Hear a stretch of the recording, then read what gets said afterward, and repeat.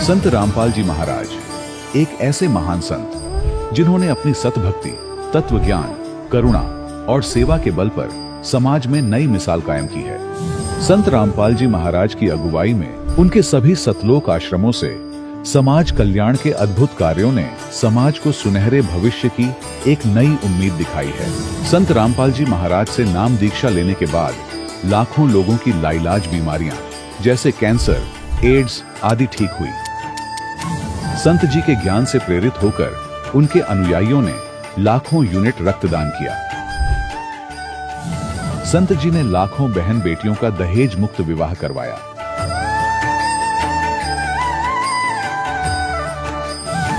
संत जी ने लाखों लोगों का नशा छुड़वाया, करोड़ों उजड़े परिवार बसे। संत जी के आश्रमों में समागम के दौरान निःशुल्क नेत्र चिकित्सा, दंत चिकित्सा प्रदान की जाती है। संत रामपाल जी महाराज द्वारा समय समय पर पर्यावरण संरक्षण के उद्देश्य से बड़े स्तर पर वृक्षारोपण किया जाता है। संत जी ने जरूरतमंदों को तत्काल राहत पहुंचाने के लिए एम्बुलेंस सेवा शुरू की। संत जी अपने अनुयायियों को देहदान के लिए प्रेरित करते हैं, जिससे मानवता की सेवा और चिकित्सा क्षेत्र में सुधार हो सके। संत रामपाल जी महाराज के सभी आश्रमों में हर रोज निःशुल्क भंडारा आयोजित किया जाता है, जहां हर वर्ग, हर जाति और हर धर्म के लोग एक साथ बैठकर भोजन करते हैं।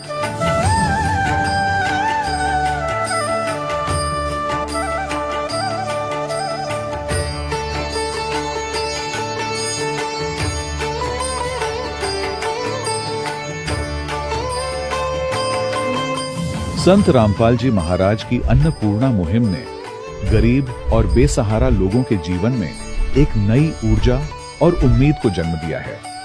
घर घर खाद्य सामग्री और जरूरी मदद पहुंचाकर संत रामपाल जी महाराज ने लोगों को दुख और मजबूरी से लड़ने की ताकत प्रदान की है।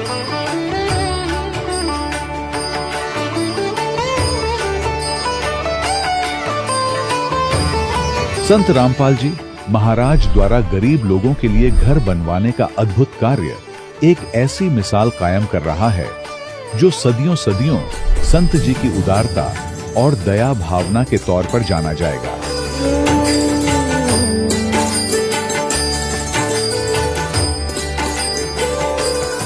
संत रामपाल जी महाराज के आश्रम में हजारों बुजुर्गों को सम्मान और प्यार के साथ जीवन जीने का अवसर मिलता है। उनके खाने, रहने और स्वास्थ्य की पूरी जिम्मेदारी संत रामपाल जी महाराज उठाते हैं। अनाथ बच्चों के लिए संत रामपाल जी महाराज के सभी आश्रम किसी वरदान से कम नहीं। यहाँ उन्हें शिक्षा, संस्कार और भविष्य के लिए बेहतर अवसर प्रदान किए जाते हैं। चाहे बाढ़ हो, भूकंप या महामारी, संत रामपाल जी महाराज और उनके अनुयायी हमेशा ही जरूरतमंदों के लिए सबसे आगे खड़े रहते हैं। कोविड महामारी के दौरान संत रामपाल जी महाराज के आश्रमों से करोड़ों लोगों के लिए भोजन, दवाइयां और जीवन रक्षक सामग्रियां उपलब्ध कराई गई। चाहे गरीब की मदद हो या किसी शोषित और पीड़ित वर्ग के हक और सम्मान की लड़ाई, संत रामपाल जी महाराज ने हमेशा ही उनकी दबी आवाज को सरकारों तक पहुंचाया है और उन्हें उचित न्याय दिलवाने में अहम भूमिका अदा की है। समाज में आध्यात्मिक और सामाजिक मूल्यों के प्रति जागरूकता लाने में संत रामपाल जी महाराज हर कदम पर मानवता के सच्चे सेवक साबित हुए हैं। संत रामपाल जी महाराज का जीवन हमें सिखाता है कि सच्ची सेवा वही है जो निस्वार्थ भाव से की जाए।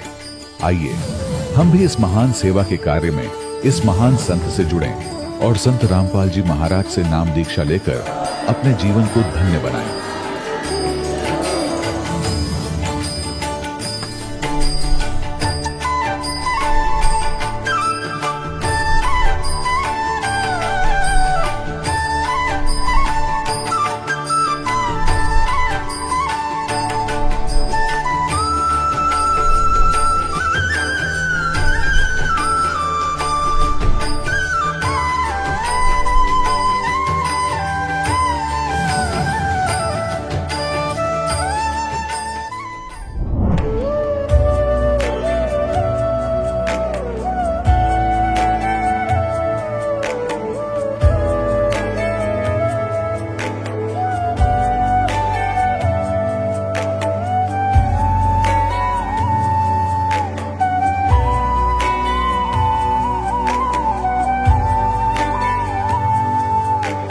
जब लग गुरु मिले न साचा, तब लग गुरु करो 10 पांचा। क्या गुरु बदल सकते हैं? क्या गुरु बदलने से पाप लगता है?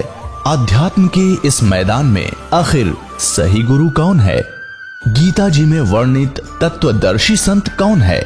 इन सभी प्रश्नों के उत्तर जानने के लिए अवश्य सुनिए जगत गुरु तत्वदर्शी संत रामपाल जी महाराज के मंगल प्रवचन। सत साहिब दर्शकों, आध्यात्मिक और सामाजिक समस्याओं के समाधान के लिए आज विश्व भर में अनेक पंथ और मत प्रचलित है। इन्हीं में से एक पंथ है राधा स्वामी पंथ, जिस पंथ में पंजाब के शैलेंद्र सिंह जी 30 वर्षों से जुड़े हुए थे, जहां उन्हें बताया गया कि पाप कर्म दंड नहीं कट सकते। पर आपको बता दें कि उनके इसी भ्रम का निवारण पूर्ण संत रामपाल जी महाराज जी ने किया, जिनकी भक्ति साधना को अपनाने के बाद आज शैलेंद्र जी का कहना है कि सच्ची भक्ति से पाप कर्म भी कटते हैं और मोक्ष भी मिलता है। आज वे इस भक्ति साधना से हुए चमत्कारिक लाभों की सराहना करते नहीं थक रहे हैं। तो आखिर ऐसा क्या विशेष है संत रामपाल जी महाराज की शिक्षाओं में, जिनसे प्रभावित होकर शैलेंद्र जी को 30 वर्ष पुरानी साधना छोड़नी पड़ी? आइए सुनते हैं शैलेंद्र जी की कहानी उन्हीं की जुबानी। नमस्कार जी। सत साहब जी। क्या नाम है आपका? शैलेंद्र सिंह। शैलेंद्र जी, कहाँ से आए आप? मोहाली, पंजाब से। सर, संत रामपाल जी महाराज की शरण में कैसे आए आप? ये तो एक बहुत लंबी गल है। मैं राधा स्वामी सी। राधा स्वामी मैं रहा 30 साल। 30 साल मैं राधा स्वामी सीगा। मैं एक कट्टर राधा स्वामी सी। तो एक दिन मैं सत्संग सुन रहा महाराज जी का, तो राधा स्वामी 'ਚ ਇਹ ਦੱਸਿਆ ਜਾਂਦਾ ਵੀ ਜਿਹੜਾ ਸੰਤ ਕੋਈ ਵੀ ਦੁਨੀਆ 'ਚ ਜਿੰਨੇ ਸੰਤ ਆਏ ਹੈ, ਉਹ ਜਿੰਨੇ ਬੰਦਿਆਂ ਨੂੰ ਨਾਮ ਅਤੇ ਉਪਦੇਸ਼ ਦਿੰਦੇ ਉਹਨਾਂ ਨੂੰ ਸੱਚਖੰਡ ਲੈ ਕੇ ਚਲੇ ਜਾਂਦੇ। ਤੇ ਇਹ ਜਦੋਂ ਮੈਂ ਸਤਸੰਗ ਬੰਦੀ ਛੋੜ ਸਤਿਗੁਰੂ ਰਾਮਪਾਲ ਜੀ ਦਾ ਸੁਣ ਰਿਹਾ ਤਾਂ, ਤੇ ਮੈਨੂੰ ਇੱਕ ਵਰਡ ਆਇਆ ਉਹਦੇ ਵਿੱਚ ਕਿ ਕ੍ਰਿਸ਼ਨ ਮਹਾਰਾਜ ਇਹ ਪੂਰਨ ਸੰਤ ਨਹੀਂ ਹੋਏ, ਤੇ ਕਾਲ ਦੀ ਭਗਤੀ ਸੀ। ਤਾਂ ਮੈਂ ਉਸ ਚੀਜ਼ ਤੋਂ ਅਚੰਭਾ ਖਾ ਗਿਆ, ਕਿਉਂਕਿ ਰਾਧਾ ਸਵਾਮੀ ਧਰਮ ਇਹੀ ਬਤਾਇਆ ਜਾਂਦਾ ਹੈ ਕਿ ਜਿੰਨੇ ਵੀ ਸੰਤ ਹੈ ਉਹ ਜਿੰਨੇ ਬੰਦਿਆਂ ਨੂੰ ਉਪਦੇਸ਼ ਦਿੰਦੇ ਉਹਨੂੰ ਸੱਚਖੰਡ ਲੈ ਕੇ ਚਲੇ ਜਾਂਦੇ। ਤਾਂ ਉਸ ਦਿਨ ਤੋਂ ਬਾਅਦ ਮੈਂ ਡੇਲੀ ਸਤਸੰਗ ਸੁਣਨੇ ਸ਼ੁਰੂ ਕਰਤੇ। ਤੇ ਜੋ ਰਾਧਾ ਸਵਾਮੀ ਦੀ ਭਗਤੀ ਹੈ, ਰਾਧਾ ਸਵਾਮੀ ਦੀ ਭਗਤੀ ਉਹਨਾਂ ਦੇ 5 ਨਾਮ ਹੈ। ਇੱਥੋਂ ਸ਼ੁਰੂ ਹੁੰਦੀ ਹੈ, ਉਹ ਇੱਥੋਂ ਮੱਥੇ ਤੋਂ ਸ਼ੁਰੂ ਹੁੰਦੀ ਹੈ, ਤੇ ਚੌਂਕੜਾ ਮਾਰ ਕੇ ਬੈਠਣਾ, ਤੇ ਇੱਥੇ ਧਿਆਨ ਲਾਉਣਾ। ਇੱਥੇ ਤੋਂ ਅੰਦਰ 5 ਮੰਜ਼ਿਲਾਂ ਬਣੀਆਂ ਹੋਈਆਂ ਨੇ। ਤਾਂ ਜਦੋਂ ਮੈਂ ਡੇਲੀ ਸਤਸੰਗ ਸੁਣਦਾ ਸੀਗਾ ਮਹਾਰਾਜ ਰਾਮਪਾਲ ਦੇ, ਤੇ ਇਹ ਇੱਕ ਦਿਨ ਮਹਾਰਾਜ ਜੀ ਨੇ ਇਹ ਦੱਸਿਆ ਕਿ ਜਿਹੜੀਆਂ ਅੰਦਰ 5 ਮੰਜ਼ਿਲਾਂ ਬਣਾਈਆਂ, ਇਹ ਕਾਲ ਨੇ ਬਣਾਈਆਂ ਹੋਈਆਂ, ਇਹ ਡੁਪਲੀਕੇਟ ਮੰਜ਼ਿਲਾਂ ਹੈ। ਤੇ ਇਹ ਸੁਣ ਕੇ ਮੈਂ ਹੈਰਾਨ ਰਹਿ ਗਿਆ, ਕਿਉਂਕਿ ਰਾਧਾ ਸਵਾਮੀਆਂ ਦੇ ਵਿੱਚ ਜਦੋਂ ਚੌਂਕੜਾ ਮਾਰ ਕੇ ਬੈਠਦੇ, ਇੱਥੇ ਧਿਆਨ ਟਿਕਾਉਂਦੇ ਆ, ਤਾਂ ਇੱਥੇ 1 ਲੱਖ ਬੰਦੇ ਚੋਂ ਇੱਕ ਬੰਦੇ ਦਾ ਧਿਆਨ ਲੱਗ ਜਾਂਦਾ, ਉਹਨਾਂ ਮੰਜ਼ਿਲਾਂ ਵਿੱਚ ਵੀ ਚਲੇ ਜਾਂਦਾ। सर, जैसा कि आपने बताया कि एक ही व्यक्ति को वो नज़ारा दिखता था, तो सर और जो बाकी लोग थे उनको वो नज़ारा क्यों नहीं दिखता था? मैं 30 साल में मेरे को 1 या 2 ही बंदे मिले जिनको ये नज़ारा अंदर मिलिया, लेकिन वो ये नज़ारा देखने तो बाद भी जो अंदर बंदे दे जो कर्म है, जैसे किसी ने नज़ारा भी देख लिया, अगर उसके कर्म है तो उसको वही कर्म भोगने पड़ते हैं। उन्होंने भी बुरी हालत मैं देखी है बेचारे की। तो सर आप कहना क्या चाहते हैं, जो पापकर्म व्यक्ति ने कर रखे हैं कि वो भोगने से ही समाप्त होंगे? हाँ, राधा स्वामी धर्म में यही बताया जाता है कि जो बंदे दे कर्म है वो बंदे को भुगतने ही पड़ेंगे। सर, 30 साल तक आप राधा स्वामी पंथ से जुड़े हुए थे और काफ़ी समय आपने वहाँ पर बिताया है, तो फिर सर आप संत रामपाल जी महाराज की शरण में कैसे आए? जब मैंने संत रामपाल जी महाराज के बारे में सुना तो उन्होंने बोला कि जो कर्म है यह संत जो होता है वो कर्मों को काट देता है। तो जब मैंने सोचा कि नहीं, राधा स्वामी में तो यही बताया जाता है कि आपकी चाहे बाजू कट जाए, चाहे लत कट जाए, चाहे कुछ भी हो जाए, चाहे बीमार हो जाए, चाहे कैंसर हो जाए आपको, तो ये तो आपके कर्म है, आपको भुगतने ही पड़ेंगे। तो हम इतने पक्के हो गए थे, हमारे को जो भी मर्जी हो जाए तो हम समझते थे कि गुरु जी ने जो कर दिया ठीक है। तो जब मैंने संत रामपाल जी महाराज के बारे में सुना, उनके सत्संग सुने, उसके बाद मेरे को पता चला कि ये ऐसा नहीं है, क्योंकि हमारे ग्रंथ साहब में भी ऐसा है कि जब भी सतनाम मिल जाता है, परमात्मा का नाम मिल जाता है, उसके बाद फिर बंदे को कोई कष्ट नहीं आना चाहिए। तो जब मैं ये सुनता था तो मैंने 6 महीने लगातार 6 महीने महाराज रामपाल जी महाराज जी के सत्संग सुने। 6 महीने सत्संग सुनने तो बाद फिर मैं जो एक राधा स्वामी सत्संग किया, कर नैनो दीदार महल में प्यारा है, ਜਦ ਮੈਂ ਉਹ ਸੁਣਿਆ ਤੇ ਅੰਦਰ ਦੇ ਕਮਲਾਂ ਦੇ ਬਾਰੇ ਸੁਣਿਆ, ਲੇਕਿਨ ਰਾਧਾ ਸਵਾਮੀ ਦੇ ਬਾਰੇ ਚ ਉਹਨਾਂ ਦੇ ਬਾਰੇ ਨਹੀਂ ਦੱਸਦੇ ਵੀ ਥੱਲੇ ਕਮਲਾਂ ਦਾ ਕੋਈ ਧਿਆਨ ਨਹੀਂ ਦੇਣਾ।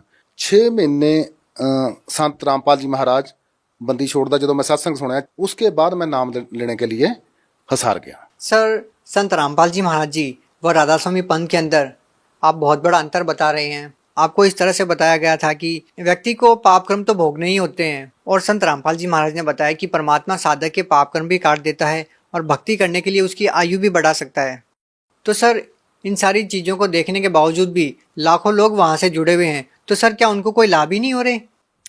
नहीं, लाभ हो रहे हैं, काफ़ी लोगों को लाभ हो रहे हैं। लाभ उनका जो पुराना जो किसी मेरे को भी होते थे, ऐसा मेरे को भी होते थे, लेकिन वो जो अभी मैंने को संत रामपाल जी महाराज की शरण में आने के बाद ऐसा पता चला कि वो हमारे पुराने पुण्य थे जो हमारे को मिल रहे थे, अभी भी जनता को मिल रहे हैं।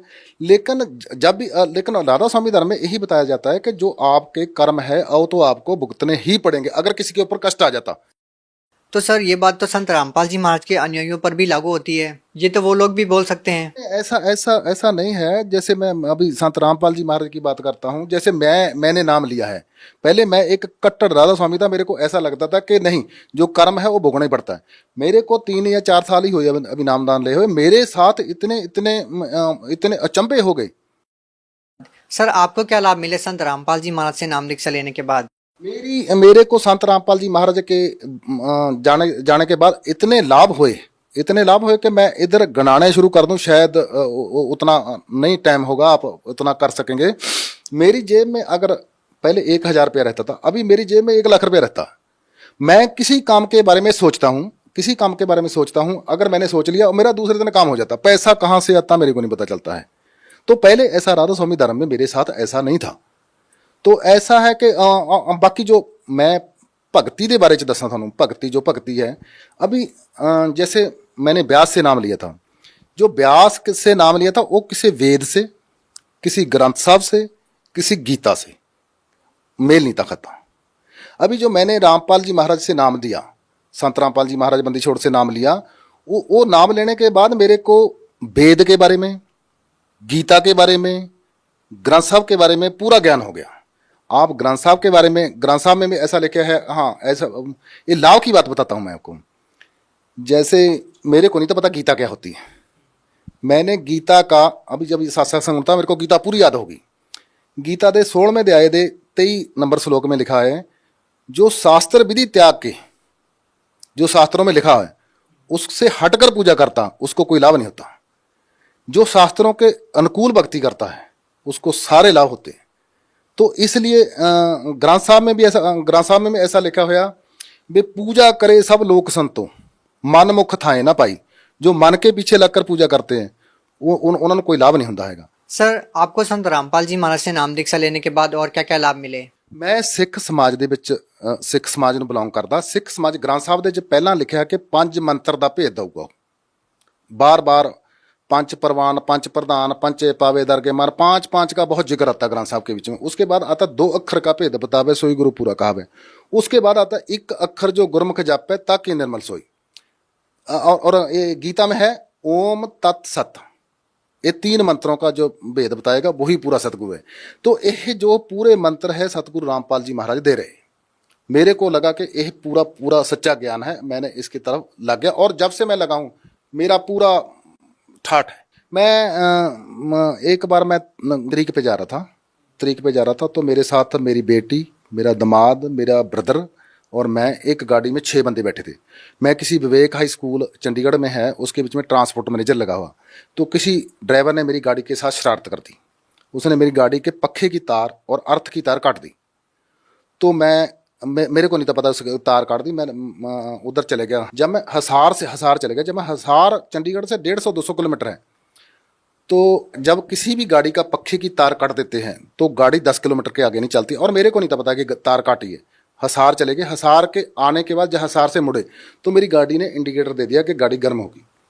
तो मैंने गाड़ी रोकी। एक मैकेनिक था, मैकेनिक से मैंने पूछा भी ये गर्म होगी। उसने मेरे को बोला, ऐसा उठाकर ढक्कन थोड़ा सा उठाया, बोलता कुछ नहीं होता, आ ले जाओ। और उसी टाइम इंडिकेटर बंद हो गया। तो वो शाम को मैं 9 बजे वापस आया। सुबह 5 बजे गए हम तरीक पे, शाम को 9 बजे तक वापस आए। तो 9 बजे तक आए, मेरी गाड़ी कहीं गर्म नहीं हुई, मेरी गाड़ी को कुछ नहीं हुआ। और मैंने बड़े बड़े इंजीनियर से पूछा, बड़े बड़े ड्राइवरों से पूछा।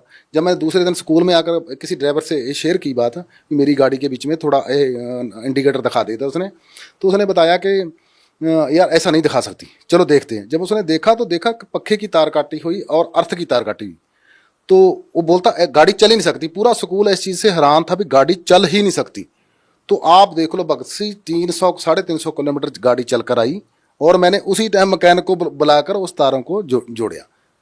तो ये तो मेरे साथ एक बहुत बड़ा चमत्कार हुआ। सर, जैसा कि हम देखते हैं कि आप पहले 30 साल से राधा स्वामी पंथ में जुड़े हुए थे, उनके द्वारा दी गई भक्ति साधना आप करते रहे। सर, अगर हम देखें तो आज भी ऐसे बहुत सारे लोग हैं जो कई कई पीढ़ियों से राधा स्वामी पंथ में जुड़े हुए हैं और उनके द्वारा दी गई भक्ति करते हैं। तो सर, आप उन लोगों को क्या संदेश देना चाहते हैं? हाँ, ये बहुत आपने अच्छा है। राधा स्वामी जो भी है वो मेरे को नहीं लग रहा कि अपने धर्म को जल्दी छोड़ने वाला है, क्योंकि राधा स्वामी की भक्ति है वो ऐसा कि अंदर चौंकड़ा मार लो, के अंदर ध्यान लगा लो अंदर, क्योंकि काल ने अंदर जो मंजिलें बनाई है उसके। मैं राधा स्वामी को एक बात जरूर बताना चाहूँगा, जो राधा स्वामी है मैं उनको एक बात बताऊँगा, जो कर्म होते हैं वो सतगुरु 2 मिनट में काट देता है। कोई कर्म का कोई इसमें लेना देना नहीं होता है। और राधा स्वामी के बीच में मैंने देखा, ये जो अभी गुरगद्दी पे बैठे हैं संत गुरिंदर सिंह जी महाराज ढिल्लों, तो उनको भी कैंसर हो गया। उनको गुरुजी को कैंसर हो गया, तो वो बोलते कर्म है, हमने किसी के काट दिए। देखो, जो गुरुजी अपने कर्म नहीं काट सकता, वो बाकी के किसी के कर्म क्या काटेगा। तो मैं राधा स्वामी को बताना चाहता हूँ, इधर जब ध्यान लगाकर आप चढ़ जाएंगे, लाख में एक बंदा चढ़ जाएगा, तो वो भी आप पूरा ये सत्संग सुनो महाराज सावण सिंह का। महाराज सावण सिंह का कर नैनो दीदार महल में प्यारा है। इसके बीच में लास्ट में आता है कि आद माया कीनी चुतराई, झूठी बाजी पिंड दिखाई, अंड पिंड से दूर ओ देश हमारा है। अभी मैं राधा स्वामी के आगे यही बेनती करूंगा कि इस चीज़ को आप अच्छे से पढ़ें, और अंदर जो है अंदर ध्यान नहीं लगाना है, जैसे हठ योग नहीं करना है, चलते फिरते तुरते फिरते नाम जपना है। सर, बहुत सारे श्रद्धालु संत रामपाल जी महाराज से नाम दीक्षा लेना चाहते हैं, तो सर संत रामपाल जी महाराज से नाम दीक्षा कैसे ली जा सकती है? ये आपने बहुत अच्छा क्वेश्चन किया। जो मैं चंडीगढ़ से बरवाला जाने के लिए 6 महीने वेट करता रहा, तो मैं जा सकता था, मेरे को पैसे भी कमी नहीं थी, गाड़ी थी, सब कुछ था। हमने तो नाम लेना है महाराज, शब्द लेने हैं, मंत्र लेने हैं। तो महाराज जी ने ऐसा कर दिया, अभी हर डिस्ट्रिक्ट के बीच में, हर स्टेट के बीच में, फॉरेन कंट्री के बीच में ये नामदान केंद्र खोल दिए। मैं बोला कि ये तो गुरु जी ने बहुत बड़ी कृपा करी है, बहुत बड़ी कृपा करी है। जो गरीब बेचारे नहीं आ सकते थे, उनको नामदानों के डिस्ट्रिक्ट में मिल जाता है। तो बरवाला आने के लिए बड़ा टाइम लगता था नहीं, तो वो तो बड़ी गुरु जी की कृपा है। वो नामदान हर एक डिस्ट्रिक्ट में खुल गए, हर एक जगह पे खुल गए। सर, आप पंजाब से बिलोंग करते हैं। सर, पंजाब में नामदान स्थल कहाँ कहाँ पर है? पंजाब में जैसे मंडी गोबिंदगढ़ में, डेरा बस्सी में, चंडीगढ़ में, और बाकी तकरीबन सभी डिस्ट्रिक्टों में, होशियारपुर में, बाकी सभी में। अगर किसी ने ज़्यादा इसके बारे में डिटेल में पता करना, तो नीचे एक पीली पट्टी चलती है, आप उधर टेलीफोन कर पूछ सकते हैं। जहाँ भी उसको नज़दीक होगा वहाँ से उनको नामदान मिल जाएगा। जी, बहुत बहुत धन्यवाद। सत साहब। दर्शकों, अभी आपने सुने संत रामपाल जी महाराज से दीक्षा प्राप्त करके सुखी हुए भक्त के अनुभव। अब देखिए जगत गुरु तत्वदर्शी संत रामपाल जी महाराज के मंगल प्रवचन। एक मानदाता चक्रवर्ती राजा था। चक्रवर्ती का अर्थ होता जिसका पूरी पृथ्वी पर शासन हो, और छोटे छोटे राजाओं को वो अपने अधीन कर लेता था। और वो राजा लोग फिर उस सम्राट को, चक्रवर्ती राजा को टैक्स दिया करते थे, उसके नौकर समझो।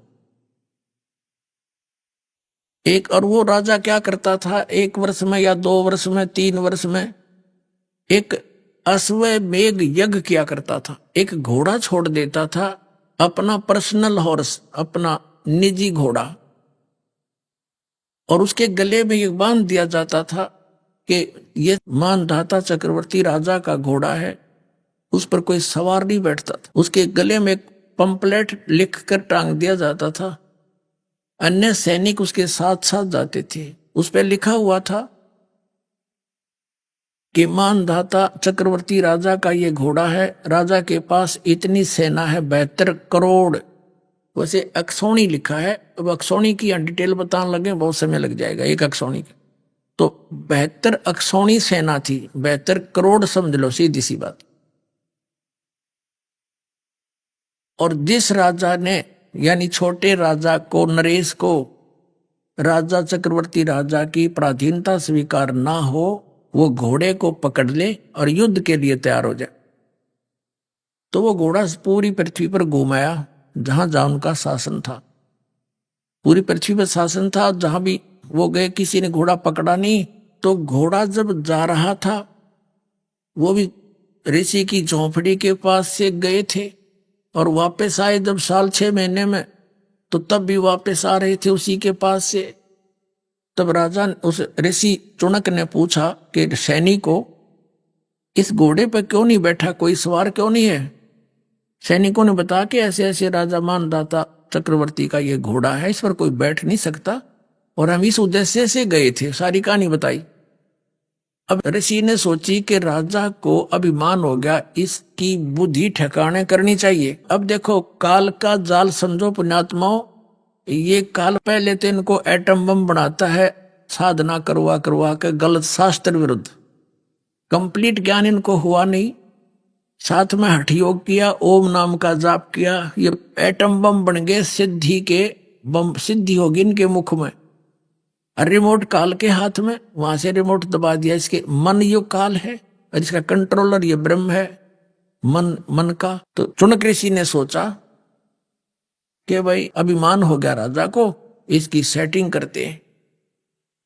ऋषि ने कहा कि भी सैनिकों, इस घोड़े को मैं पकड़ता हूं, यानी राजा का युद्ध स्वीकार करता हूं।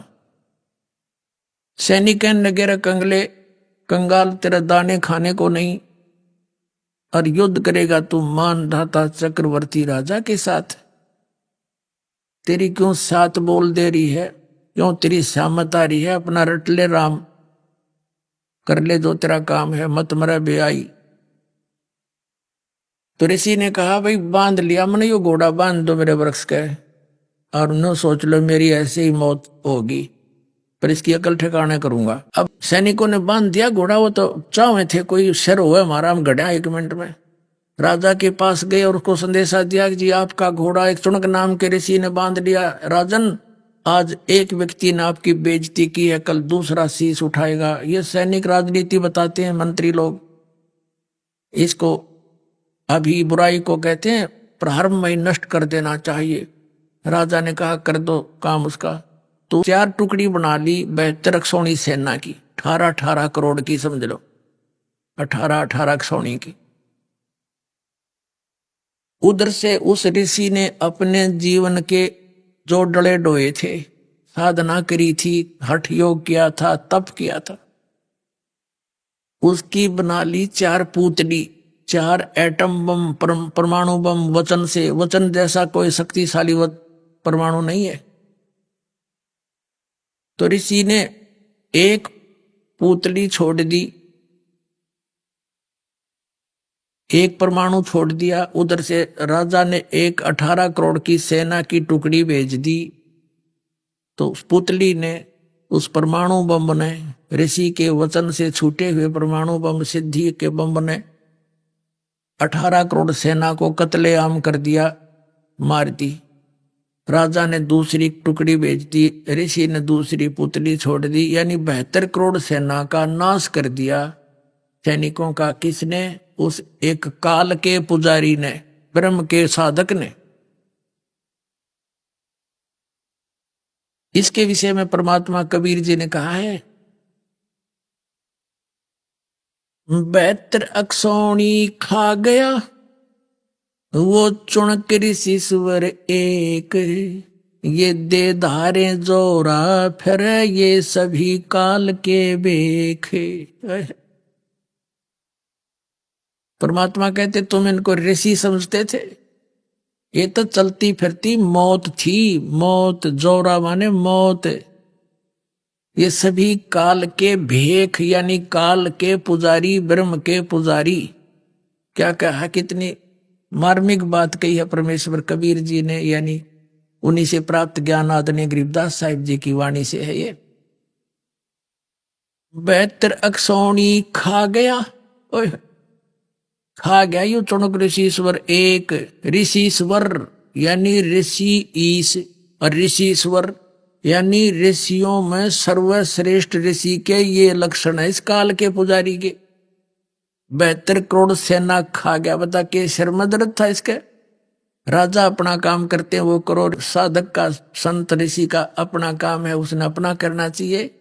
तो ये काल के भेख ये न्यो पंगे पावे और काल इनके ऐसे नचाता है इन साधनाओं से। एक तरफ तो इसकी महिमा होगी, भाई चुनक जैसा ऋषि नहीं, सदपुरुष नहीं, उसने ऐसा कर दिया, सब जगह भयभीत हो गए, सब इसका आगे नतमस्तक हो गए, पाक गया चौधरी। अब परमात्मा ने क्या संज्ञा दी है इस नालायक व्यक्ति को कि 72 सोनी खा गया, 72 करोड़ सेना ने खा गया, यू चुनक ऋषि ईश्वर एक खा गया, यू काल रूप में काल है, ये ऋषि है ऐसा दुष्ट। फिर कहते हैं दे धारे मौत फिरे, ये सभी काल के भेख है। और फिर दूसरी बात कही है कि दुर्वासा ऋषि थे, ऐसे ही हठ योग करके उसने सिद्धियां प्राप्त कर ली ओम नाम के जाप करके, और उसने द्वारका के बाहर जाकर बैठ गया। यादव ने उसके साथ मजाक कर दिया। और श्री कृष्ण का गुरु दुर्वासा जी अध्यात्म गुरु, संदीपनी उनका ज्ञान गुरु थे, अक्षर ज्ञान कराने वाले जैसे टीचर होते हैं। अध्यात्म गुरु उनके दुर्वासा जी थे। वो बैठ गया बनी में, गांव से बाहर छोटा जंगल होता था उसको बनी कहते थे, नगर से बाहर। बच्चों ने मजाक कर दिया, कहते हैं दुर्वासा ऋषि भूत भविष्य की सारी जानता है, चलो उसकी परीक्षा लेते हैं। तो बच्चों ने जाके, बच्चे तो कहते पूरे लोग हो रहे थे, प्रद्युम्न का अनिरुद्ध भी उत्पन्न हो रहा था, फिर भी बकवाद किसी समय में भी आ जाती है। तो उन्होंने जाकर क्या कहा कि ऋषि जी, एक तो उसका नकली पति बना लिया और प्रद्युम्न को एक गर्भवती औरत का सांग कर लिया, आगे पेट पे कढ़ाई बांध ली छोटी सी, छौंक छांक लान की हुआ कर, ऊपर के कपड़े गुद्दड़ सा बांध दिया, नरम नरम हाथ लागे देख लिया तो कदे सीधी कढ़ाई का ना लागे कपड़े का, उस लोहे की के ऊपर लोगड़ सी बांध के, यानी पूरा सांग बना के ले गए। उन्होंने पूछा कि महाराज जी इनका गणे दिन में, यानी बहुत दिनों के बाद परमात्मा ने आस की है और ये उतावले हो रहे हैं, ये जानना चाहते हैं लड़का होगा या लड़की। सुना है आप बहुत विद्वान पुरुष है, भूत भविष्य की बता देते हैं। अब ऋषि ने देखा अपनी दूरबीन ला के, वो तो कढ़ाया बांध रहे थे, कढ़ाई लोहे का कढ़ाया। तो गुस्से में आके कहने लगा कि इस गर्भ से यादों का नाश होगा तुम्हारा। अब वो डर के करी लाल आंख निकाला चमटा, बालक भाग लिया, भाई बात बिगड़ गई। बड़े बुजुर्गों ने पता लगा कि भी दुर्वासा जी ने श्राप दे दिया कि यादव कुल का नाश होगा। बच्चों ने मजाक कर दी, श्री कृष्ण के पास गए। श्री कृष्ण जी ने कहा कि दुर्वासा जी से प्रार्थना करो जा करके। तो दुर्वासा जी ने कह दिया मैंने जो वचन निकाल दिया वापस नहीं हो सकता, मैं नहीं रोक सकता इसको, जाओ अपने बच्चों को संभाल के रखा करो। तो श्री कृष्ण जी चिंतित हुए, तो उन्होंने क्या समाधान बताया कि सांप के नाश करने का, कि इस सभी जो कपड़े थे यूज किए थे स्वांग बनाने में उन्हें जला दो, और जो कढ़ाया जो लोहे का उसको घिसा घिसा के प्रभास क्षेत्र में जमुना में डाल दो, ना रहेगा बांस ना रहेगी बंसरी, क्योंकि इससे नाश होना है। अब देखो पुणात्मा, इस एक कथा से कितनी शिक्षा मिलेगी अपने को। हम ये मानते रहे हैं कि जैसे हमारे धार्मिक गुरु बताया करते थे कि श्री राम श्री कृष्ण हमारे सब पापों का नाश कर सकते हैं, सब साप को मोक्ष कर सकते हैं। ये अपने साप नाश नहीं कर सके, हमारा कैसे कर देंगे। जैसे नारद जी ने साप दिया था श्री विष्णु जी को, क्या उसने मेरे साथ ऐसा जुल्म किया है, एक तो भी अपने पत्नी के वियोग में आजीवन दुख पावेगा। उसी साप वो श्री विष्णु जी श्री राम रूप में जन्मे और सारी उम्र वो दुख भोगना पड़ा, वो काट कैसे सके। ऐसे ही श्री कृष्ण जी के यादव कुल को श्राप दे दिया दुर्वासा जी ने, तुम्हारा नाश इस कढ़ाई से होगा, ये गर्भ से। अब श्री कृष्ण जी ने समाधान भी बता दिया कि इसको घिसा कर डाल दो जमुना में। उन्होंने सारा काम कर दिया, जमुना में डाल दिया घिसा घिसा कर कति चूरा बना के। और एक कड़े होते हैं दो साइड में छोटे छोटे कड़े लोहे के ऐसे, तो उन वो कड़े घिसाण की ड्यूटी ला दी एक व्यक्ति की, एक एक की। तो एक ने तो घिसा घिसू दिया, एक ने सोची कि सारा ये तो कड़ाया घिस लिया, वो आलसी सा था, उसने थोड़ा बहुत घिसाया घिसाया, बाकी छोड़ दिया, फेंक दिया जमुना में। वो घिसा कर जमुना में डालना था, उन्हें सोची कौन देखा कर देने का, उसने वो वैसे डाल दिया। वो किसी मछली ने खा लिया, कोई खाद्य पदार्थ समझ कर, चमकीला सा था। वह मछली पकड़ ली एक मछियारे ने, और वो शिकारी भी था। ये मांसाहारी फिर सारे काम करे, मछली ठा जाओ तो खरगोश। वो कौन था? वो सुग्रीव का भाई बाली था, जो श्री रामचंद्र जी ने उस बाली को वृक्ष की ओट लेकर धोखे मारा था। तब उसने कहा था, भगवान आप तो परिचित हो विधान से, आपने सामने आना था जो सूरवीर था, तो तू आप अलग ऐसे धोखे से क्यों मारा, तेने बदला देना पड़ेगा मेरा। तो उसने कहा था, भाई ठीक है, तेरा बदला द्वापर युग में दूंगा। अब वही बाली वाली आत्मा एक शिकारी बना, पारधी बना, और उसने वह मछली पकड़ ली। वो मछली काटी तो उसमें चमकीली वस्तु पाई। लोहार सुनार दोनों को देखा। सुनार तो कहने लगा, भाई ये तो कोई इस्पात अच्छा है, इस्पात है, ले जा लोहार के पास। लोहार के पास ले गया, नो बोला भी, लोहार बोला भी बहुत अच्छा इस्पात है, तो इसका क्या बनवाना चाहता है? शिकारी ने कहा कि तू मेरे इस तीर का एरो बना दे, मेरे बाण का आगे का हिस्सा बना दे। उसने विषाक्त करके जहर में बुझा के और वो तीर का अगला हिस्सा बना दिया।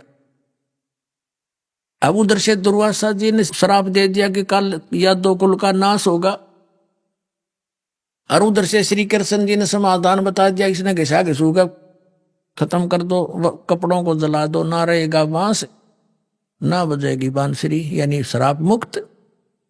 अब सब निश्चिंत हो गए, भाई बड़ी बढ़िया विधि बताई। अब दुर्वासा तो श्राप देकर चला गया। अब कुछ दिनों के बाद यो बीज उगना ही था श्राप का, अब वो फलीभूत होना था।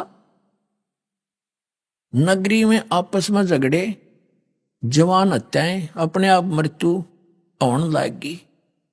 तो ऐसे उपद्रव जब होते थे तो उस नगर के लोग संत ऋषि गुरुओं के पास जाते थे।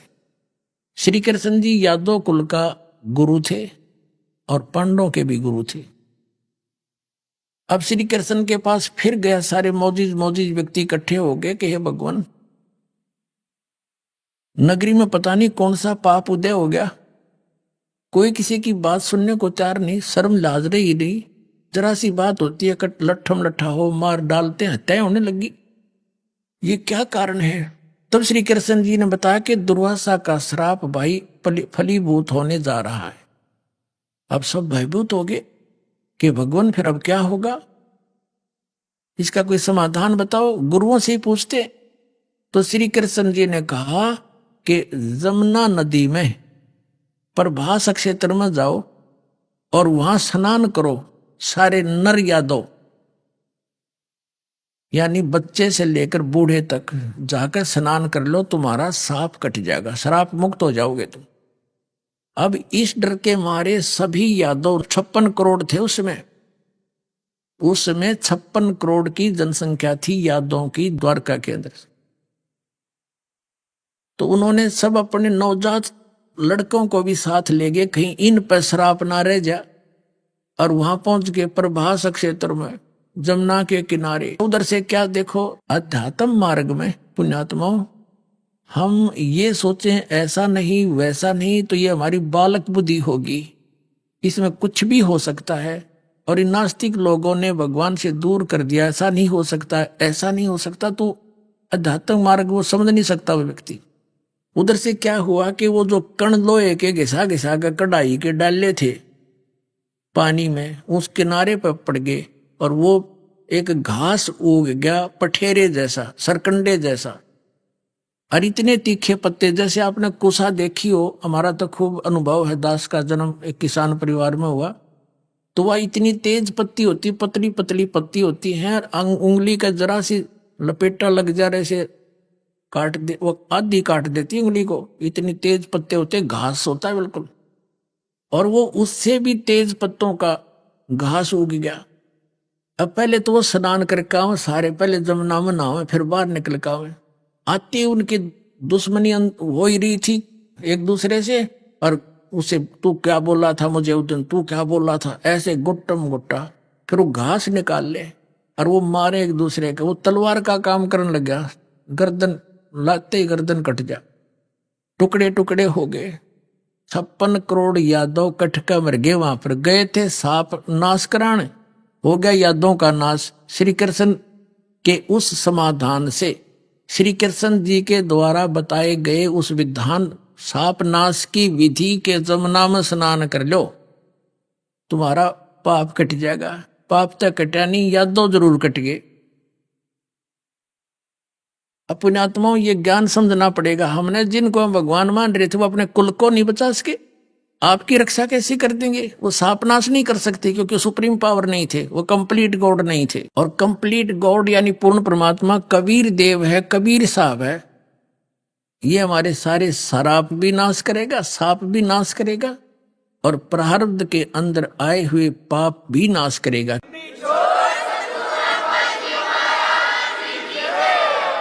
क्योंकि आज कोई दुखी है अपने प्रारब्ध यानी उसकी किस्मत में लिखे हुए पापों के कारण दुख है उसको, और सुखी है उसके सुख है, पुण्य है उसके उनके कारण सुख है। अब पुण्य से सुख, पाप से दुख हो गया, और उसका समाधान के लिए किसी संत ऋषि के पास जाते हैं। पहले तो जंतर मंत्र बताता जैसे श्री कृष्ण जी ने बता दिया, लेकिन उनसे कुछ होना जाना है ही नहीं। तो फिर वो लास्ट में कह देते ये तुम्हारे प्रारब्ध के कर्म थे तो भोगने ही पड़ेंगे। और फिर वो ये भी कहते हैं कि भक्ति कर लो, साधना करते रहो, जो हम बताते हैं भविष्य में ये दुख नहीं होंगे। अब जैसे किसी के पैर में कांटा लगा हो और उसका कारण कोई बता दे कि पीड़ा है तुझे, तो आपके कोई कांटा लगा है अंदर, गुप्त है वो कांटा, तो निकलेगा नहीं। जूते पहन ले, आगे कांटा नहीं लगेगा। तो पुण्यात्मा, कांटा लगे पैर में जूता पहना नहीं जा सकता, वो तो कांटा निकले और फिर उसको सलाह दी जाए जूते ना उतारना, और जूते निकालने से तुझे कांटा लगा जिस कारण से पीड़ा थी। अब वो पहले कांटा निकले और फिर उसको सलाह दी जाए कि जूते मत निकालना, तो फिर वो कभी जूता नहीं निकालेगा, उस डर से कि भगवान कहीं फिर से ना वो पीड़ा ना आ जा। तो ऐसे ही जो आज दुखी हैं और उनके वो कर्म रूपी कांटे लगे हुए हैं, जब तक वो कांटे नहीं निकलेंगे वो भक्ति कर ही नहीं सकता। सपने में भी नहीं सोच सकते वो आदमी भक्ति कर लेगा जिसका टेंशन हो रही है उसकी, तो वो तो उसकी भक्ति करे है जो उसके लिए काम अड़ा खड़ा है, या कोई बीमार है वो तो उसकी भक्ति करेगा मैं ठीक हो जाऊं। तो यहाँ परमात्मा कहते हैं कि वो इस भक्ति से, मालिक की भक्ति से, इस परमात्मा कबीर साहिब की कृपा से आपके प्रारब्ध के नाश, कर्म भी नाश होंगे, तभी तो आपको सुख होगा, तभी भक्ति में रुचि बढ़ेगी इंसान की। कहा भाई बड़ी दया करी और ये भगवान कहीं फिर भक्ति छोड़ दी, नियम तोड़ दिया, तो फिर हे परमात्मा कहते फिर वो कहर फिर ना टूट जा। इस डर से फिर आजीवन भक्ति करेगा, उसका कल्याण हो जाएगा।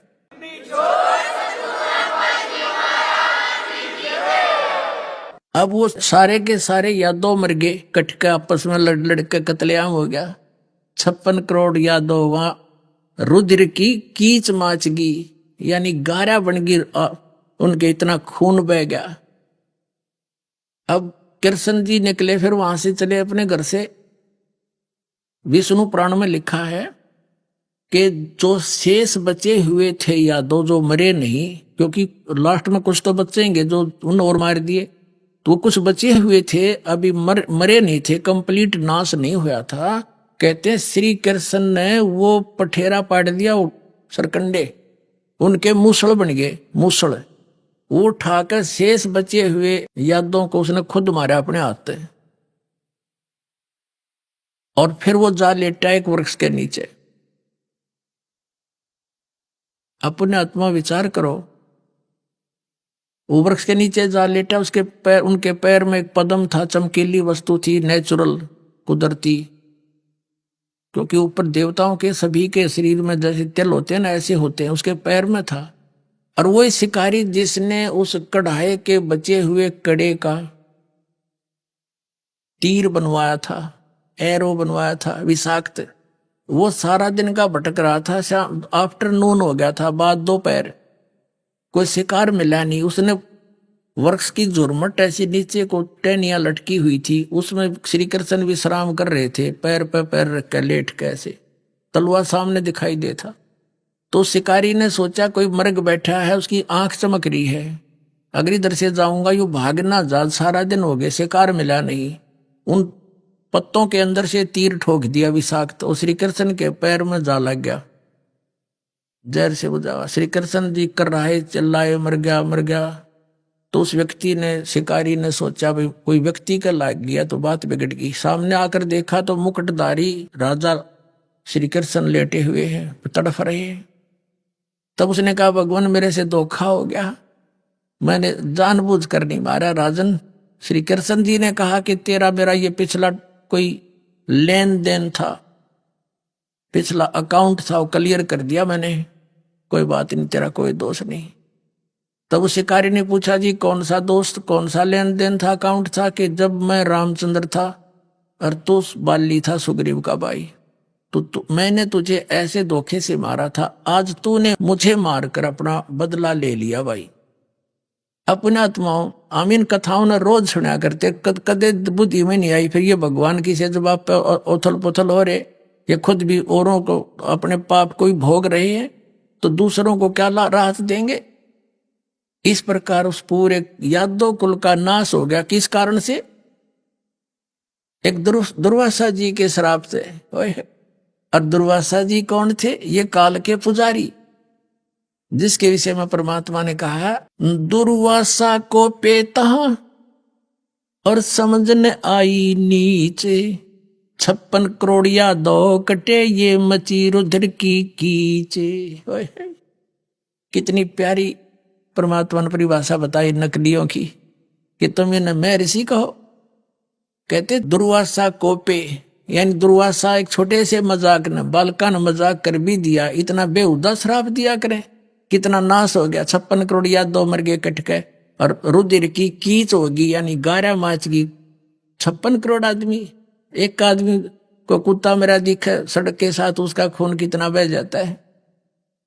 अब क्या बताते हैं कि दुर्वासा क्रोधित हो गए और समझ न आई नीच। नीच कहा परमेश्वर कबीर जी ने, से जिनको हम मैं ऋषि माना करते, एक बच्चों के जरा से मजाक से इतना जालिम वचन निकालते हैं। तो ये सारे जीवन में कट्ठे ये अड़ंगा करते हैं, इनके अंदर गोबर भरा होता है, और फेंकें क्या? ये यही फेंकेंगे हैं? तो श्राप दे दिया। कहते हैं दुर्वासा कोपे तहां, कोपे माने क्रोधित हुए, और समझ न आई नीच। तू क्या कहने जा रहा है, क्या वचन निकालने जा रहा है? और 56 करोड़ यादव कटे या मची रुधिर की कीच। अब ये साधना जब करते हैं ना, लोग दिखावा करते हैं, को तो ऊंचे से स्थान पर बैठेंगे न, दूर तो धूने दाने लाकर, और कुत्ती बोल रहा नहीं, नो सोचा बड़ा महापुरुष है। कबीर साहब ने कहा, गरीबदास जी के को दिया ये ज्ञान, उन्होंने कहा है कि डंब करें, डूंगर चढ़े, ऊंचे स्थान पर बैठेंगे, अंतर झीनी झूल, और जग जाना ये बंदगी करें, ये बो सूल बबूल। जनता ने सोचा ये बड़े महर्षि और इतने वर्षों तक तपस्या कर रहे हैं। परमात्मा ने कहा ये तो किक्कर की सूल बो रहे हैं, बबूल की सूल काटे अपने जीवन में। वो कैसे बोते हैं? अब जैसे इस चुनक ऋषि ने और या दुर्वासा ऋषि, इनको दोनों को पैरेलल लेकर चलते हैं। अब जैसे इन्होंने जो ओम नाम का जाप किया, इन काल के पुजारियों ने, ब्रह्म के साधकों ने, और जो हठ योग करे, वो सिद्धियों से, तो हठ योग से तो सिद्धि आ गई, तो उन सिद्धि से इसने, चुनक ऋषि ने 72 करोड़ सेना का नाश कर दिया। अब चाहे तो व्यक्ति को तलवार से मार दे, प्राणी को चाहे लठ से मार दे, चाहे कोई गोली से मार दे, और चाहे वचन से, ये सारे अपराध हैं। और ऐसे ही दुर्वासा ने वचन से 56 करोड़ यादव मार दिए। ऐसे ही इसने वचन से अपनी सिद्धि बना करके ये 72 करोड़ सेना मार दी। ओम नाम का जाप ये पैरेलल जाप करते हैं। तो ये क्या बनेगा इनके साथ? पहले ये स्वर्ग में जाएंगे, इस ब्रह्मलोक में, वहां अपने ठाठ करेंगे, देवता बन जाएंगे, वहां अच्छी अच्छी पोस्ट प्राप्त कर लेंगे सारे, क्योंकि वहां सारी बकवाद है स्वर्ग में, नाचना गाना अप्सराएं, सारी शराब मदिरा, कुछ बकवाद करो। फिर ये अपने सारी ओम नाम की भक्ति कमाई को वहां नाश करके फिर पृथ्वी पाएंगे। फिर भी कुछ शेष बचा होगा तो राजा बना देगा। राजा के क्रम में फिर ये नरे क्रम फोड़े कि शिकार खेले, फिर आपस में लड़के मरे।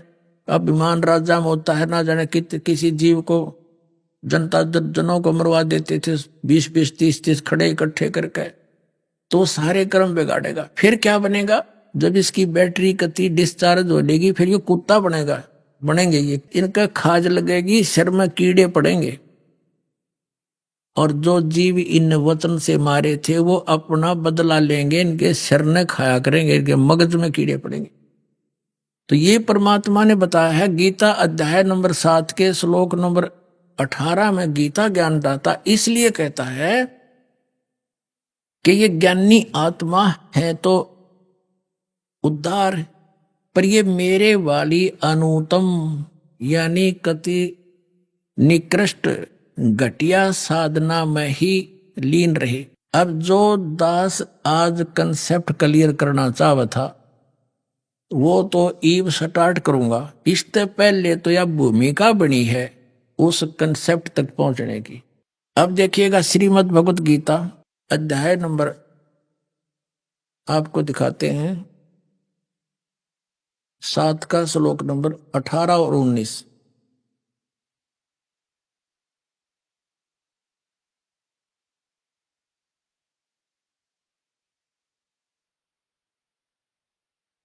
ये अध्याय नंबर 7 का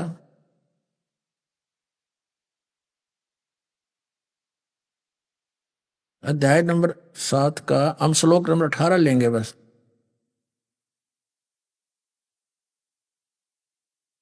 इसमें लिखा कि उदारा सर्वे एव एते ज्ञानी तु आत्मा एव मे मतम आस्थित है स ही युक्त आत्मा माम एवं अनुत्तमाम गतिम। ये अनुत्तम शब्द है, इन्होंने अनुत्तमा का अर्थ कर दिया अति उत्तम। कर्म ठोकों ने, देख अज्ञानियों ने। अभी आपने सुने संत रामपाल जी महाराज के मंगल प्रवचन। आइए अब सुनते हैं संत रामपाल जी महाराज से नाम दीक्षा लेकर सतभक्ति करके अद्भुत लाभ प्राप्त करने वाले अनुयायी के विचार। दर्शकों, ये कहानी है उत्तराखंड के रहने वाले चमन पवार जी की। इन्होंने अपने जीवन के 30 वर्ष राधा स्वामी पंथ में बताई गई भक्ति साधना और सेवा में गुजारे। इतनी भक्ति साधना करने के बावजूद भी चमन जी आर्थिक व शारीरिक समस्याओं से जूझ रहे थे। परंतु ऐसा क्या हुआ कि 30 वर्षों से राधा स्वामी पंथ की साधना करने वाले चमन जी ने अचानक राधा स्वामी पंथ की भक्ति साधना को त्याग कर संत रामपाल जी महाराज जी से नाम दीक्षा ग्रहण की। और क्या संत रामपाल जी महाराज से नाम दीक्षा लेने के बाद चमन जी को कोई लाभ प्राप्त हुए? आइए सुनते हैं चमन जी की कहानी, उनकी अपनी जुबानी। नमस्कार सर। सत साहिब जी। सर क्या नाम है आपका? चमन सिंह पंवार जी। सर कहाँ से आए हैं? देहरादून उत्तराखंड से जी। सर संत रामपाल जी महाराज से नाम दीक्षा लेने से पहले आप क्या भक्ति साधना करते थे? मैं हनुमान जी की भक्ति करता था और मैंने हनुमान जी की भक्ति में 41 व्रत पूरे किए। जब 41 व्रत पूरे किए उस भक्ति में मुझे हनुमान जी के दर्शन हुए। उन्होंने कहा कि बोल तुझे क्या चाहिए? मैंने कहा मुझे गुरु भक्ति चाहिए। उन्होंने कहा कि 1 हफ्ते के अंदर तुम्हें गुरु भक्ति मिल जाएगी, गुरु के दर्शन होंगे। तो मैं ये ढूंढता हुआ, उस समय राधा स्वामी का बड़ा बोलबाला था, तो राधा स्वामी का बोल, हमने सोचा कि सच्चे गुरु यही हैं, तो हमने ठा करके 1 हफ्ते के अंदर ज्वाइनिंग कर दिया। 1987 में मैंने नामदान लिया था। उसके बाद मैंने मतलब ये सेवा करता रहा। सेवा करने के बाद जहाँ जहाँ जत्थे जाते थे उन जत्थों में भी मैं जाता था। जहाँ लंगर की सेवा होती थी उन लंगर की सेवा में भी मैंने जत्थे किए। लुदुरपुर की सेवा में किया, लखनऊ की सेवा में मैं जत्थेदारी में गया था। उसके बाद मतलब ये सिकंदरपुर में उसमें गया, नेपाल की सेवा में मैं गया। जहाँ जहाँ जत्थे होते थे मैं उन जत्थों तो मैं लगातार सेवा में जाता रहता था। जत्थेदारी करते थे तो उन लोगों के अंदर घमंड हो जाता था। तो वो घमंड से मतलब क्या करते थे, हर किसी को डांटना फटकारना और ज़बरदस्ती मतलब वो कि सेवा में दबाव बना के रखते थे। फिर इसी वजह से मतलब मैंने जत्थेदारी का मुझे चॉइस नहीं, मैंने जत्थेदारी छोड़ दी, जत्थेदारी छोड़ दी। उसके बाद फिर मुझे फिर ये लंगर की सेवा का जत्थेदार मिला, फिर मैंने वो लंगर की सेवा करता रहा। उसके बाद मैंने पूरे 30 साल तक मैंने राधा स्वामी की सेवा में बिताए। 30 साल पूरे करने के बाद जहाँ जहाँ जत्थे जाते थे वहाँ मैं जाता था। जितने भी जत्थे जाते थे, जितने भी सेवा होती थी, मैं हर सेवा में मतलब ये कि आता जाता रहता था। परंतु जब मुझे इस चीज़ का पता चला ये जो नाम दे रहे हैं ये सब व्यर्थ जा रहा है और ये सारी काल की भक्ति हो रही है, मैंने 30 साल के राधा स्वामी की भक्ति करने से मुझे कोई बेनिफिट नहीं हुआ। सर, आपने बताया कि आपने 1987 में चरण सिंह जी महाराज राधा स्वामी डेरा ब्यास से नाम दीक्षा ली। उसमें आपने 8-10 साल के लिए जत्थेदार भी रहे और बहुत सेवा भी की। तो इतनी भक्ति साधना सेवा करने से क्या आपको कोई अनुभव भी प्राप्त हुए? क्योंकि हम राधा स्वामी डेरा ब्यास वालों से जब भी मिलते हैं तो ये बताते हैं कि हमारे यहाँ मेडिटेशन 2.5-3 घंटे की दी जाती है, जिससे कि धुन सुनना, प्रकाश दिखना आदि आदि अनुभव होते हैं। तो क्या आपको भी कोई अनुभव प्राप्त हुए?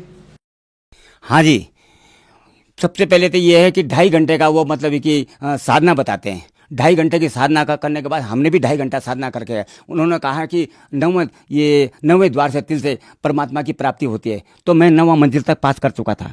9वें मंजिल पास करने पे जब मैंने ये 9वें द्वार का जब पास करे, तारा मंडल आता है। उस तारा मंडल का खुद मतलब इतनी जोर आवाज़ होती है जैसे कोई विस्फोट होता है। और उसके बाद कि आगे का रास्ता नहीं मिला। ये चीज़ हुई तो मैंने अपने गुरु चरण सिंह महाराज जी के लिए लेटर लिखा और लेटर में मैंने लिखा कि महाराज जी ये 9वें द्वार तक की मंजिल तो मैं पास कर चुका हूँ, परंतु इससे ऊपर की कोई मंजिल पास नहीं हो रही। तो उन्होंने कहा कि भक्ति करो 2.5 घंटे की, और 2.5 घंटे की भक्ति में आपको सब कुछ मिला, परंतु उसके बाद कुछ नहीं है। इसलिए मतलब ये है कि इस भक्ति में जो है ना आगे की मंजिल कुछ नहीं, ये सिर्फ गुमराह है। सर, आपने बताया कि आपने राधा स्वामी डेरा ब्यास की भक्ति रोजाना की। उससे आपको जैसा उन्होंने बताया कि आप 9वें द्वार तक पहुंच सकते हैं और आप 9वें द्वार में पहुंच गए और वहां की उपलब्धि हुई, तो उसके बाद आपको कैसा अनुभव हुआ? कैसा आपको लगा कि आप कहां तक पहुंच गए हैं? उसके बाद भी आप भक्ति करते हैं या आपने छोड़ दी? मैं 9वें द्वार को पार करके जब मतलब ये कि तारा मंडल का आता था, उसके मतलब ये कि मैंने वहां तक मैं पहुंचा, उससे ऊपर को कोई उपलब्धि नहीं हुई। और फिर मैंने अपने गुरुजी के मतलब ये कि आगे जा करके लेटर लिखा कि महाराज आगे इसके ऊपर तो कुछ दिख ही नहीं रहा है। उन्होंने बोला 2.5 घंटे की भक्ति करो और आपको सब कुछ होता रहेगा। फिर मेरे मन में शंका पैदा हुई, मैंने कहा इसके ऊपर तो कुछ दिख ही नहीं रहा है। फिर एक दिन ऐसा था 2 बजे के टाइम पे मैं चैनल ढूंढ रहा था। चैनल ढूंढते मतलब है कि चैनल ढूंढते रामपाल महाराज जी का ये सत्संग चल रहा था, जिसमें वो खोल करके राधा स्वामी की शिवदयाल जी के मतलब है कि प्रवचन कर रहे थे। और उन्होंने कहा कि शिवदयाल जी तो खुद होका पीते थे और राधा स्वामी कहते हैं कि शराब बीड़ी सिगरेट पीने के लिए तो वो बिल्कुल सख्त मना है। और वो जो गुरु जी थे वो होका पीते थे और जो उनके साथ मतलब ये पीने के बाद जो उन पे नाचते थे वो तो खुद भूत बन गए हैं। और उन्होंने मतलब ये कि वो उनके जो शिवदयाल जी जब वो चोला छोड़ के गए उनकी बहुत मतलब ये हालत खस्ता हुई है। फिर मैंने जब ये चैनल ऐसे ही मैंने सुना, मैं दुखदाई में पैदा हो गया और मैंने उस दुखदाई की वजह से मैं सोचता रहता कि ये क्या चक्कर हो गया। फिर एक दिन ऐसे ही चैनल चल रहा था, 2 बजे 2:30 बजे के करीबन चैनल आया, महाराज ये रामपाल महाराज जी का सत्संग आ रहा था, जिसमें ये खुल करके बता रहे थे, जिसमें राधा स्वामी में ये तो बताते ही नहीं है कि 5 मतलब ये जो ब्रह्मा विष्णु महेश की जो ये पूजा करते हैं, इसमें तो बिल्कुल खंडन करता है। और उन्होंने इसमें भी बताया, इसमें भी कहा उन्होंने कि देवी देवता की कोई पूजा नहीं होती, किसी की कोई पूजा नहीं होती, बस खाली 5 नाम जपो और 5 नाम जपने के बाद तुम्हें भगवान की परमात्मा प्राप्ति हो जाएगी। उसके बाद मतलब ये कि कोई नहीं। और जितने भी मैंने सत्संगी देखे हैं किसी न किसी तरीके से पीड़ित हैं और न ही उनको परमात्मा की प्राप्ति हुई। ये सब मतलब ये कि गुमराह करके काल के जाल में धकेल रहे हैं। अपना तो गए पर इन्होंने औरों को भी मतलब काल के जाल में धकेल दिया है। सर, जैसा कि आपने बताया, आपने राधा स्वामी डेरा ब्यास से दी गई भक्ति को रोजाना किया, 2.5 घंटे मेडिटेशन की, उसके बाद आपको उपलब्धि भी प्राप्त हुई कि आपने 9वां द्वार वो जैसा बताते हैं क्रॉस कर दिया। तो उस सब भक्ति साधना से और भी कोई आपको भौतिक, मानसिक, शारीरिक लाभ प्राप्त हुए?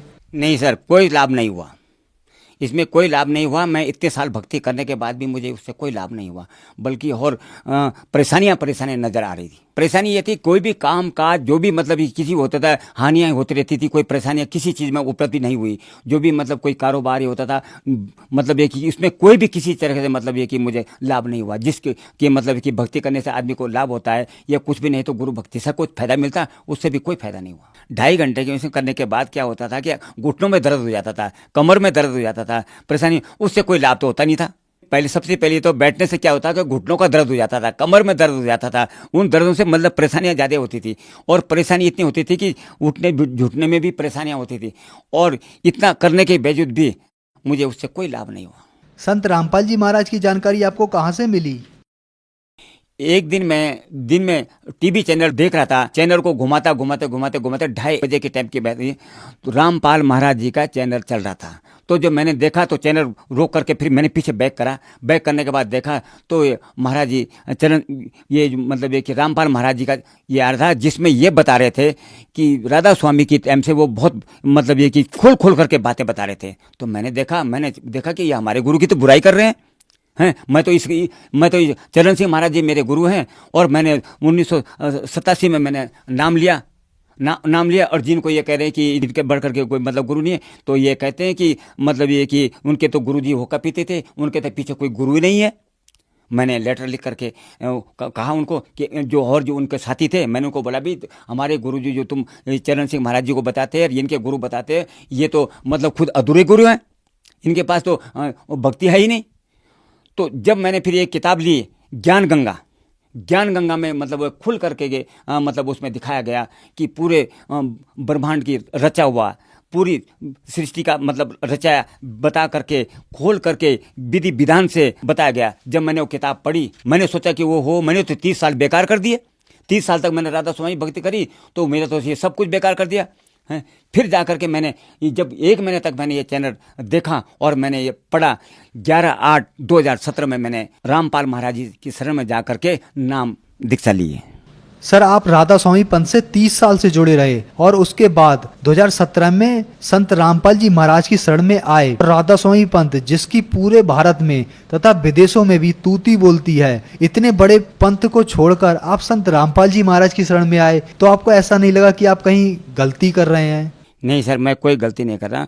राधा स्वामी जो पंथ है ये 9वें द्वार और 10वें द्वार तक ही सीमा बताते हैं, इसी को सचखंड कहते हैं और इसी सचखंड के में सारी दुनिया को इन्होंने इसी सचखंड में ही उलझा रखा है। और ये 9वें द्वार तक और 10वें द्वार तक जो है ये काल का ही जाल है, जो कि ये भक्ति भी काल की करवाते हैं। संत रामपाल जी महाराज से नाम दीक्षा लेने के बाद आपको क्या क्या लाभ हुए? सबसे पहले मेरे हाथ पाँव में दर्द होता था, ये बीमारी का जकड़ से हाथ पाँव घुटनों में सब दर्द होता है।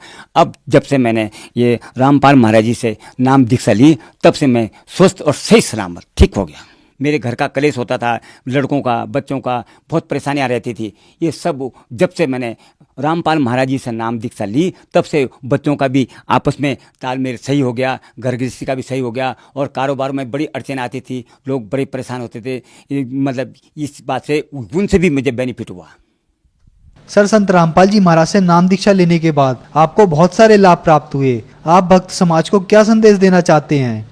मैं भगत समाज को ये संदेश देना चाहता हूँ कि ये सब नकली गुरुओं को छोड़ करके आप रामपाल महाराज जी के शरण में आए और दीक्षा लें और अपने इस मुक्ति मार्गों को अपनाएं। सर, संत रामपाल जी महाराज से नाम दीक्षा लेने के लिए भगत समाज को क्या करना होगा? रामपाल महाराज जी के सत्संग टीवी पे हर चैनलों पे मतलब सत्संग आता है, उसमें एक पीले रंग की पट्टी लगी हुई है। उन नंबरों पे आकर के आए और अपने नज़दीक के सत्संग घर बने हुए हैं रामपाल महाराज जी के, उन पे जा करके नाम दीक्षा लें और अपना मोक्ष प्राप्त करें। धन्यवाद जी। साथ साहिब जी।